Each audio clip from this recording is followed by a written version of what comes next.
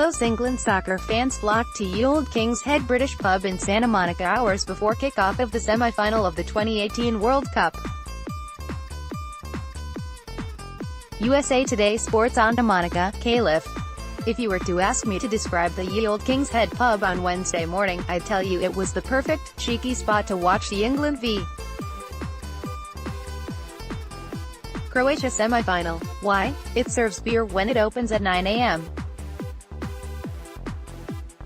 PT plays World Cup songs before the game starts, and it's a cozy space where no one frets over a spilled pint. But if you were to ask me about the same pub on Wednesday afternoon, I'd tell you it was a dark, hot, depressing dungeon of tears and sticky floors. At least that's what King's Head, the famed pub in Santa Monica that is the home away from home for Los Angeles-based Brits and die-hard World Cup fans, became when England went from leading 1-0 to losing 2-1 in extra time. It's one of a number of bars in America that caters to a largely English crowd.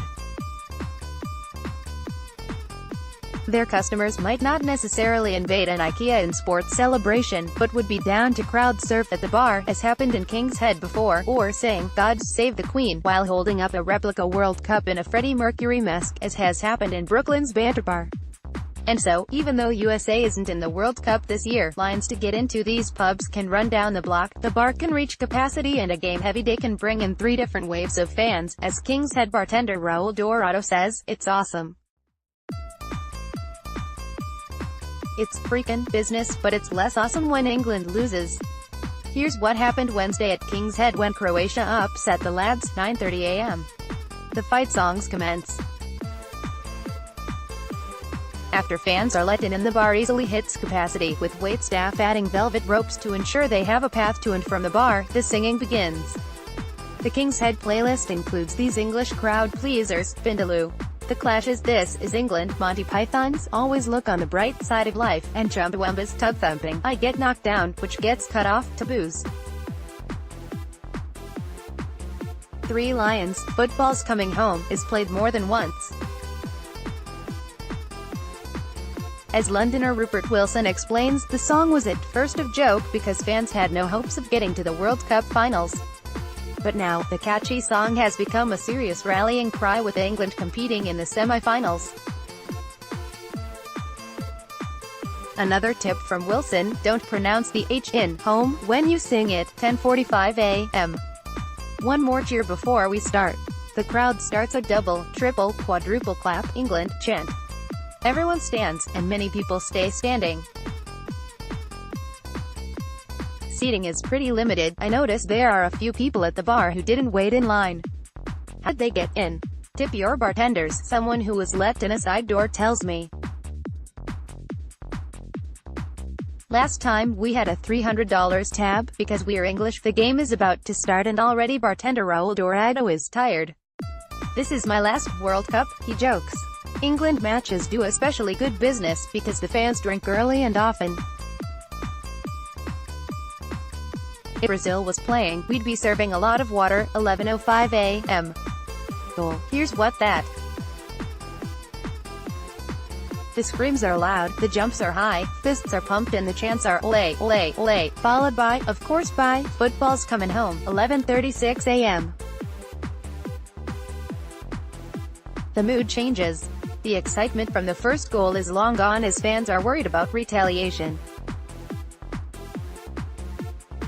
"They missed 3 shots," a burly dude says on repeat, then corrects himself, "They missed 4. The Irish guy next to me starts rolling a cigarette. 11:47 a.m. Halftime. There are shouts of relief for the end of the half, followed by a mass exodus for the bathroom. I ask people if they're skipping work to see this midday match. I took off 3 weeks of work for the World Cup, one woman says. I called in sick, says another. I swapped shifts with someone, a man says. A few other spectators are traveling, unemployed or otherwise off work today. This is Los Angeles, after all. 1:10 p.m. Everyone's still stressed. A white-haired man in an England scarf looks like he's about to cry before cussing at the screen.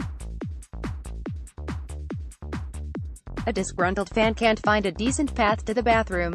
"Can I go to the pisser?" he loudly asks. Someone tries to lighten the mood with a cheer. "Come on, England," he says in an almost Cockney accent. 1:21 p.m. Someone accidentally turns on the music. In a bizarre move, an employee seems to accidentally play random pop music that has nothing to do with the game. Attendees boo the music and then realize that, wait, did Croatia just score? Croatia just scored. The bar goes quiet. Waitresses are transfixed on the match. Bartender Raul keeps staring at the screen and petting his beard. 1:38 p.m. Croatia scores again. Tears come. It's over. It's quiet. One man puts his head in his hands and keeps it there for a minute. The place quickly clears out. There are tears and sad hugs. Fans walk out of the formerly lively pub, which has become a sweaty room with not enough windows, and brace themselves for the hot sun. People don't want to talk. They're pissed. At least no one's fighting. Someone mocks the fact that I'm asking questions and sarcastically says he's going to go home and eat crumpets and tea, but Romero, the woman with the flag, is kind.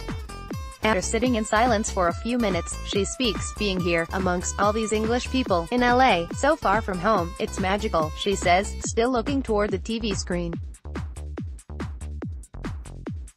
"All these English people who care as much as I do, you don't get that any other time, but when it's the World Cup." Read or share this story. https://usat.ly/2upsib2